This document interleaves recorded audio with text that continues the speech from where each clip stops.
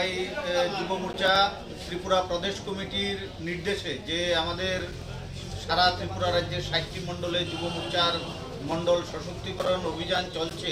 খোয়াই মণ্ডলে আজ তার শেষ দিন। এই শেষ দিনে ত্রিপুরা প্রদেশ যুব মোর্চার নির্দেশে আমাদের খোয়াই মণ্ডল কার্যালয় থেকে যুব মোর্চার উদ্যোগে এক বাইক র্যালি খোয়াই বিধানসভা কেন্দ্রের বিভিন্ন রাস্তা পরিক্রমা করে আবার খোয়াই মণ্ডলে এসে শেষ হবে। আমরা ভারতীয় জনতা পার্টি যুব মোর্চা খোয়াই মণ্ডল কমিটি এই বাইক র্যালির আয়োজন করেছে এবং আমরা আগামী লোকসভা নির্বাচনকে সামনে রেখে খোয়াই মণ্ডলের সমস্ত শাখা সংগঠনগুলি এবং ভারতীয় জনতা পার্টিকে নতুনভাবে সংগঠিত করে সাজিয়ে তুলে আমরা লোকসভা নির্বাচনে আমরা ঝাঁপিয়ে পড়ার জন্য প্রস্তুতি নিয়েছি।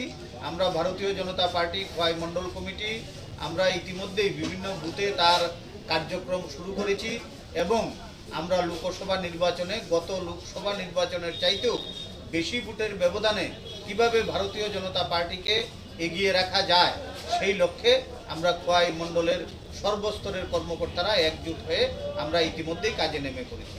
নমস্কার, ধন্যবাদ।